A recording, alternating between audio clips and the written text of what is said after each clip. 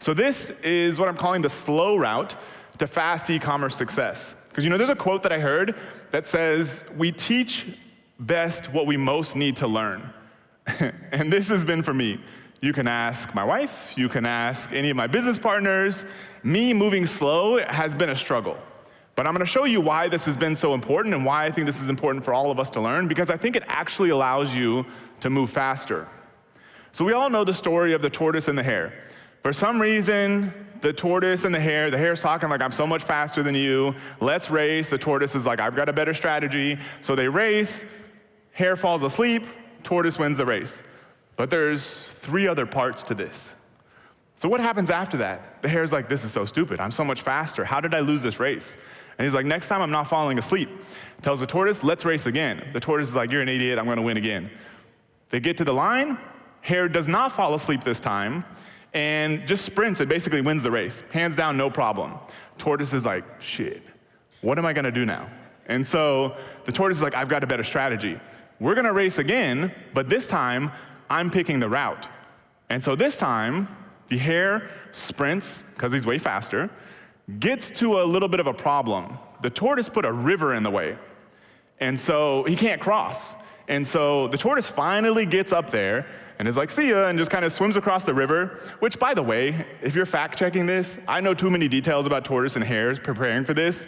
It's actually a turtle that can swim, but just go with me, it's good enough.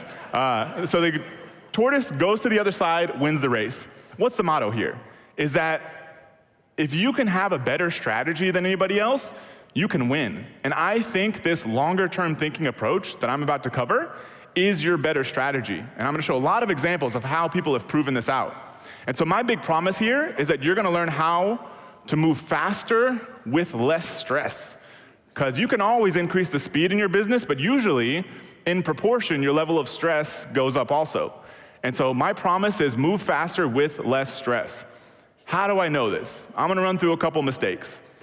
One of the first products I ever sold was some different sort of natural weight loss supplements. So back in the day when I first started selling on Amazon in 2010, at the time, not long after, it seemed like every week Dr. Oz had a new miracle weight loss supplement on his show that would just blow up on Amazon. And I was in the right place at the right time and knew how to do that kind of marketing. So every time I would get some supply and I would start marketing these things. But first off, wasn't that great of a product to sell, didn't have a long runway. Second off, even with a product that wasn't that good, I was in an extra hurry. And so the manufacturer told me, hey, I have to order the labels from this person, it has to get to my facility, then I'm gonna be able to send that to Amazon, and it was like a whole extra couple-week delay. I was like, forget it. I was like, just send me the labels, I'll get the labels from somebody else, send me the bottles with the pills in there, just blank bottles, and I was literally sitting there, Callie and I actually, sitting there in the kitchen putting these labels on. They were all crooked, they didn't look good to begin with, but I was just in such a hurry to get these on Amazon. Then another person at the time, who was in our very first version of teaching people e-commerce, he was in that course, I don't know if he's here now, I'm not gonna call him out, but he was selling the same exact products. But he was like, you know what? He's like, I want to create a high quality brand. Maybe these products aren't great. He wasn't really biased. They're natural, they're not hurting anybody, but I don't know if they were actually doing any good either. And so he was like, I'm gonna create a high quality brand. And you know what else I'm gonna do? I'm gonna call up all the customers. I'm getting all these people who are buying. I wanna find out who are they, why are they buying, how do I get to know them? And we're all like, you're crazy. Like, why do you need to do that? Just sell them more products, don't worry about that. That brand today, based on my estimations, I heard yesterday actually that he may have sold it, but my estimation is that brand does 20 million plus a year. My brand selling those same exact products, 0. Those Amazon accounts either got suspended or I shut those brands down because I wanted to move on to other things. There was better opportunities. And so I would have liked to have built a $20 million e-commerce business at the time, an extra one, I guess. He did. I was trying to move faster. I actually ended up moving slower. Another example, which is another person in the room that I'm not gonna call out, is I was talking with this guy. I knew he was doing really well. And so we were on a trip to San Francisco, and I decided to have dinner with him that night. And I knew he was doing well. I was like, hey, how's business going? He's like, oh man, it's great. He's like, I'm doing like $1 million a month. And that's a lot now. That was especially a lot back then for only on Amazon. So I was like, how are you doing this? And he was almost like guilty to tell me. He's like, Matt, he's like, I took ASM. He's like, I didn't quite do what you taught. He's like, I wanted to sell, I think it was a vegetable spiralizer or something similar. He's like, I wanted to sell this, but all the ones on Amazon were garbage. And so I spent 6 months and like 50 grand or something, custom prototyping and all that. So that's why he didn't want to tell me, because I was trying to tell everyone to move super fast, especially back then. And he finally gets this product live and then just crushes everyone in the market. At the time, I had e-commerce brands that were only selling on Amazon. I would have liked to have built $1 million Amazon brand, but I didn't. And so by him actually taking a little bit of a slower route, he ended up moving faster. Fortunately, some of these things started kicking in for me. And so this, y'all have probably heard it if you've been following any of our videos. This is our company, Charles and I, Life Boost Coffee. And so on the most recent Inc. list, we were number 29.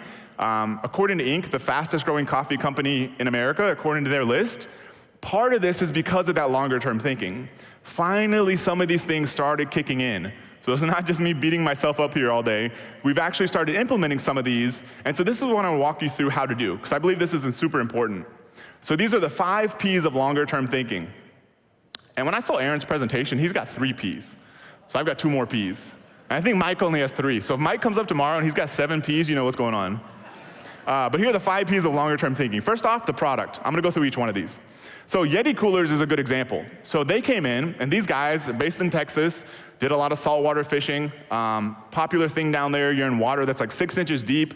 They wanted to be able to stand on top of their coolers to basically sight the redfish, which I don't know how far deep I'm going into this for everyone. Everyone's like, what are y'all talking about? Unless you're from Texas. But yeah, so they basically wanted coolers they could stand on that were that sturdy.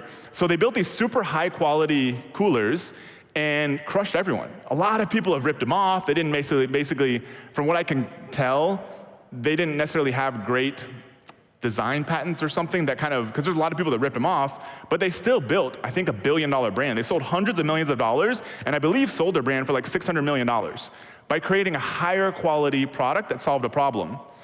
Now, the extreme version is what Jeff Bezos says here. He says, advertising is the price you pay for having an unremarkable product or service. That's the extreme option, is a product so good, you don't even need to advertise it. This isn't necessarily what I advocate. I think advertising is fine, especially for a consumer product. His business, when you look at it, is a retail store, which retail, just like Walmart, they can get away with having super low prices, and like that's good enough. People will find them. That's not necessarily our position, but I think he still has a good point here. So when you look at your product, first thing is I would be looking at is this a product that could sell well for at least 5 years? Like, am I selling something that's gonna be dead in a year? Probably not worth your time. You're not gonna have enough time to optimize it, to improve it. So first off, if you're looking for a new product, either for your first product or for a new brand, look for one that is gonna be around for at least 5 years. Otherwise, maybe not worth your time. The second part, and this is super important, Aaron does this in his business, very successful. A lot of people, one time I was at a brunch, and I met a guy that was doing $2 million a month on Amazon, and I was like, what are you doing? I was like, how are you doing it? He's like, well, I don't really do any branding. He's like, all I do is every single time I reorder, I improve something about the product. That was it. And his product had been featured on like the Today Show and stuff, and like he was doing no branding, no PR, no none of that. All he did was improve something about his product every time he reordered.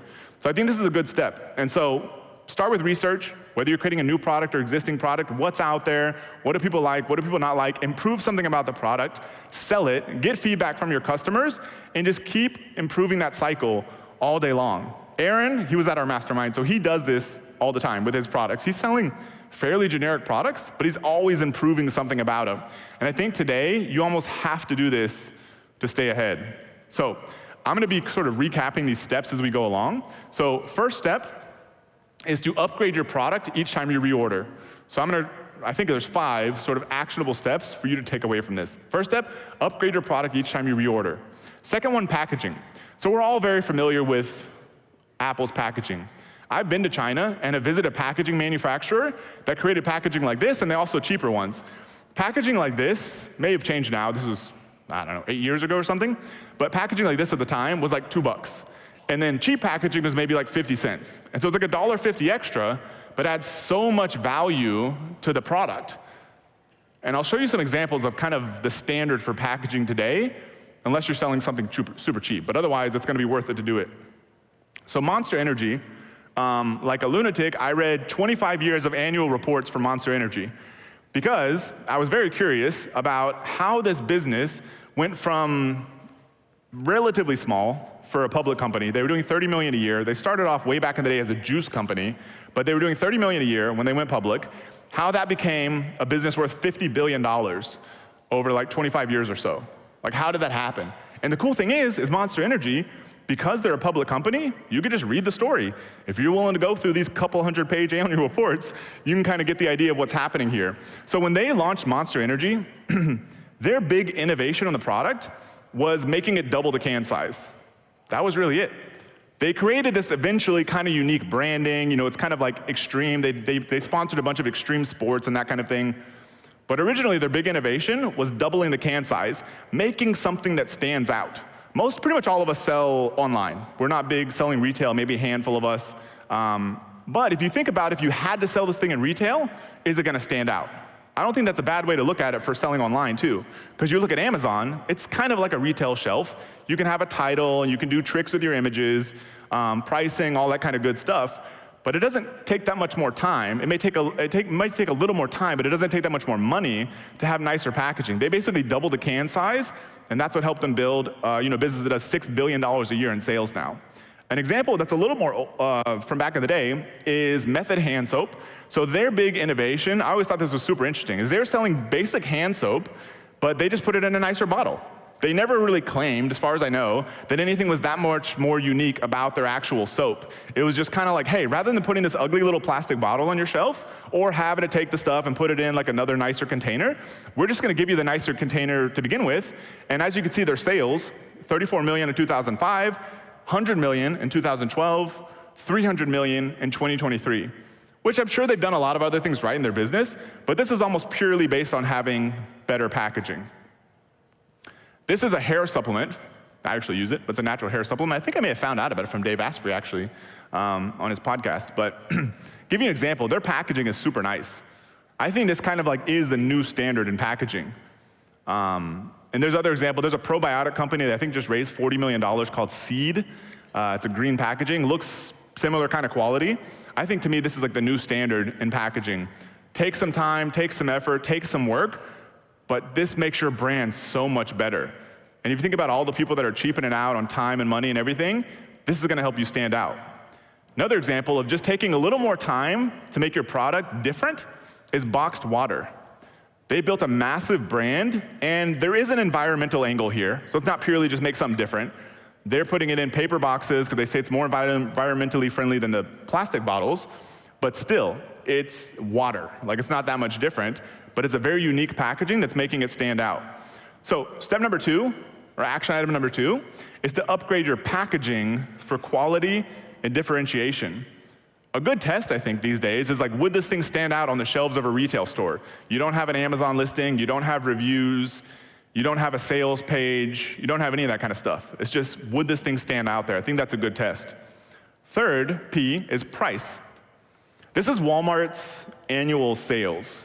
So in 1972, they did 78 million. That's not an error, it's just so small on the chart you can't really see it. So in 1972, they did 78 million, and 10 years later, 2.5 billion that year. 10 years later, can't really read this, 45 billion or so that year. That is because they gave people low prices. So this is never a fact. I'm not saying we all have to just be the cheapest person, but this is a fact we should know, is that low prices help you sell more stuff. So I kind of think there's 2 ways to drive sales. One is you charge a low price. You don't really have to market because people like low prices. You get word of mouth sales, customers start finding you, and then because you're getting so many sales, you can lower your costs even more and either take that as your profit, or you can use it to drive even lower prices, which is kind of Walmart's model, Costco's model, Amazon's model. That's model number 1. Model number 2 is you charge a high price, you spend a lot on marketing because you have a higher margin, that gets you lots of customers, and then you're basically reinforcing a premium brand.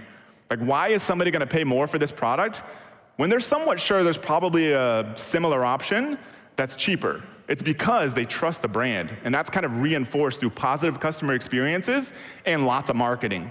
So neither one of these models is necessarily better than the other one, but these kind of are the 2 options that we have available to us.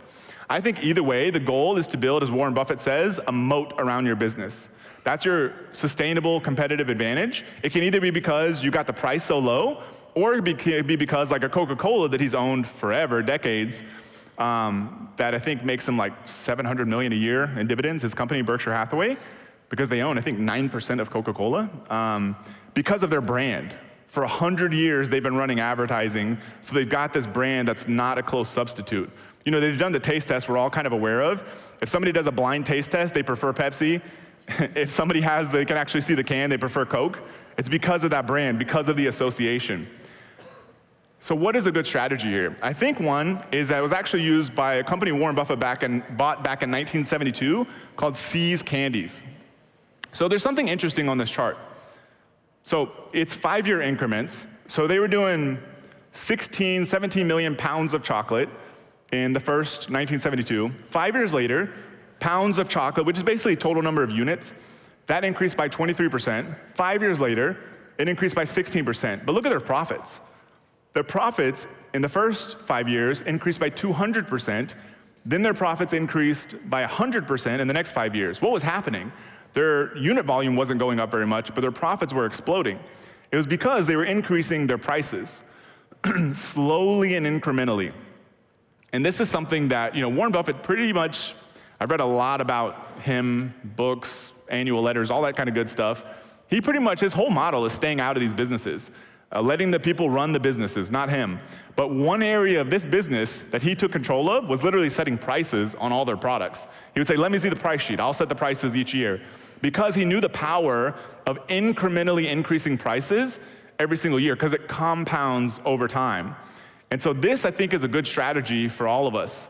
This is about moving a little bit slower, but you ultimately end up moving faster. Imagine if you have a bit of a lower price today, but you're like, I'm not gonna try to jump it 25% in 6 months or something. I'm gonna bump it up 5, 10% a year over 2, 3, 4, 5 years. You would have built up so many customers, so much goodwill, so much trust, that by the end of that period, you're probably still gonna be making the same profit if you were doing those faster jumps, but you'll have, most likely, a much bigger business. I think this is a good strategy. But not all your products have to follow the same strategy. Another strategy is to use what's very popular in retail, loss leaders, where you have one product that you price it lower at first, maybe forever, but especially at first, and you make all your money selling them other stuff down the road. Imagine if you took a popular product in your space, and you don't have to lose money on every sale, but you created a super high quality version and just undercut everyone, and then sell them stuff after that. The other products you sell can have your full profit margin baked in. That's also not a bad idea. Just depends how much of a long game you want to play here. So, third step, use a lower price to win market share, then raise slowly. 4, promotion. Like every direct marketer, I've always thought these big companies are stupid. You come up, you're like, man, you're like, why are you running these like polar bear ads and these billboard ads? Like, you can't track any of that stuff. It's so dumb. But then as I kind of matured, as I kind of learned some of these lessons, I realized that, hey, these big companies have been doing marketing for like 100 years. They've had thousands of people go through their marketing departments. Maybe there's something we can learn from these bigger companies. Why do they run ads like this? Like, is it just because they want to win ad awards? Sometimes, from what I've heard. But sometimes because this actually drives more sales long term, running these kind of ads. So the fourth area is to focus on the kind of promotions that you run. With that said, I still think the first goal is to get customers for free.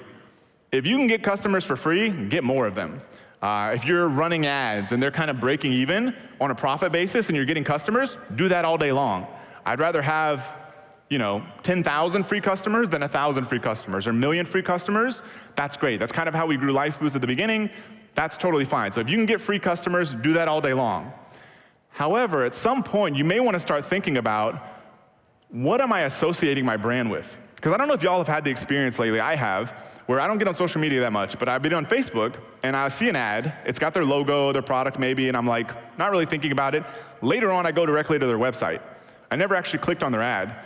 That is happening, I think, all day long. And so, if you're just running an ad, and I'll show you an example in a second, that's just purely direct marketing versus trying to go after the kill immediately, the sale, then you're gonna miss that opportunity to get that sale later. So start thinking about, what are you associating your brand with every single ad? Why do you always see puppies, Coca-Cola, horses, Coca-Cola, polar bears, Coca-Cola, people at sports games having a good time, Coca-Cola. People at the beach, Coca-Cola. Because they're constantly associating their brand with these things people already like, and it starts making you psychologically think that they're the same thing. I think we should be doing this all the time. Whether it's Facebook ads or whatever else, if we can get the same sales and do that, I think it's gonna be better. So this is part of my slow learning process. We ran this Black Friday ad since 2019. It may still be running today. We're transitioning, literally the same ad from Black Friday. People would message us like, do you know your Black Friday ad's still running? I was like, no, I had no idea. And so it's because it's driving sales, it's working. But it's probably not really helping the brand. And so we've started transitioning to more brand-focused ads, but still going after the sale. We're not gonna be blind, trying to use all this data. We use like 3 or 4 different tracking platforms to kind of make sure we're doing a good job.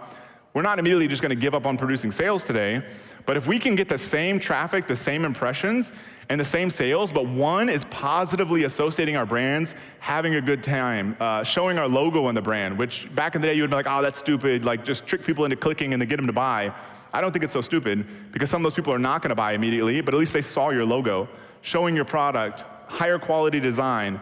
I think these things are important, and it's been a slow learning process. So you imagine, like if you ran these kind of ads, same exact upfront sales, but you ran the ad on the right versus the ad on the left for like 2 years, your business is likely gonna be way bigger after those 2 years, just by all those positive associations and impressions you're getting on the second version.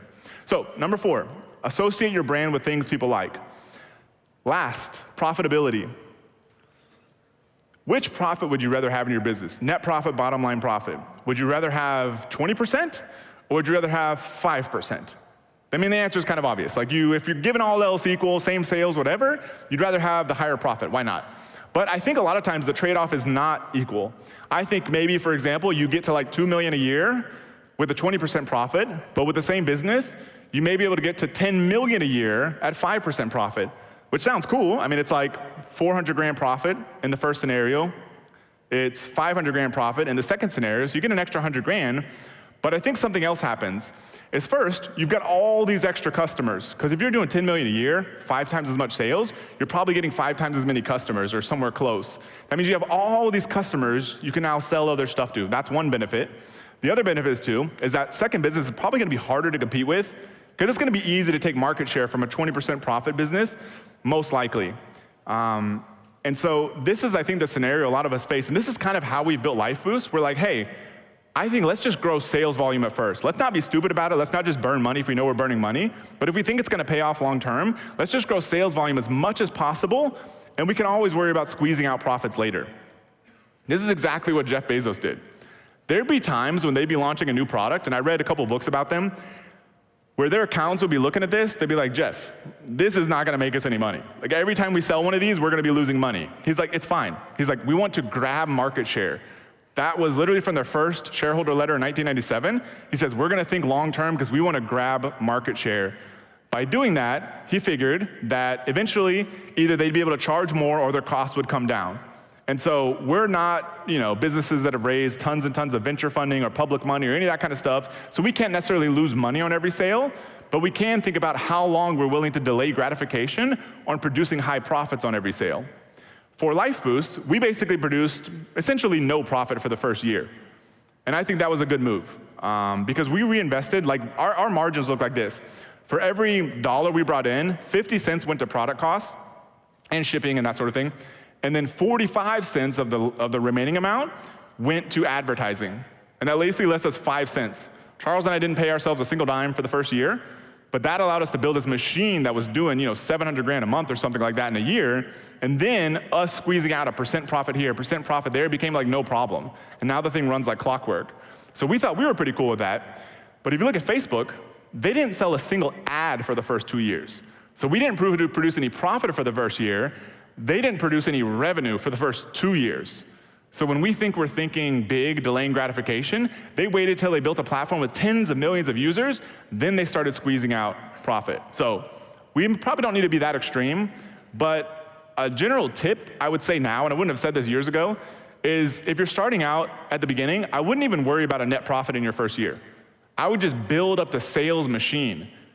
Keep your day job, do whatever you gotta do. It's only a year, it's not that long. Don't worry about net profit in your first year. Build the machine, and then once you're doing millions of dollars a year in sales, it's easy to squeeze out 1% here, 1% there. You're doing higher volume, so your product costs are gonna come down. So that's a strategy for you. So number 5, reinvest profits to build a powerful moat. So these are the 5 steps. Upgrade your product each time you reorder. Upgrade your packaging for quality and differentiation. Use a lower price to win market share, then raise slowly. Associate your brand with positive things people like, and reinvest profits to build a positive moat. And I believe these things compound over time. So there's a story about the invention of chess, where this guy invents chess. The emperor in India is very impressed by this invention of chess. He's like, what do you want? The guy's like, I don't want that much. He's like, just put 1 grain of rice on the first square, 2 on the second square, 4 on the next one, 8 on the next one, and double it each time. The emperor, not so good at math, doesn't understand compounding. He's like, no problem. He's like, I'll do this for you. Then he realizes, he gets halfway through the chessboard, and all of a sudden they have more rice that they now owe this guy than the entire kingdom has. So then the chess guy gets executed, apparently, but we'll forget about that part. So these things, I think, start to compound over time. These small changes and stuff can add up to massive results. So with all this said, this doesn't necessarily mean you move slow, though. I still think you move with urgency. I think one of the best examples that we have about how to run a business, a fast growth business, is Amazon. Like, they're very unique. And so within Amazon, if you read about their stories, he would have a team that's working on a new product, and they'd be like, all right, we think it's gonna take 18 months to do this. He'd be like, all right, cool, you got 6 months. But it didn't mean they sacrificed product quality. It just meant they had to hustle and had to move faster. So I still suggest you move with urgency, but think long-term in the whole process. So this brings us, as we wrap up, to our 4th and final part of the tortoise and the hare story. So they kind of realized after all these 3 different races that they're like, you know what? Maybe it's better if we work as a team. So in the 4th one, rather than racing against each other, they decide to set a clock and see how fast they can go together. So in the first stretch, the tortoise jumps on the rabbit's back, they sprint to the river, they get to the river, the rabbit jumps on the turtle's back, they swim across, and then on the other side again, they reverse, and now they move way faster. So that wraps up our saga of the tortoise and the hare. And so lesson here is, it works even better if we work together. So that's why I'm super excited to have you all here. Thank you very much. I appreciate you all being here. Thank you.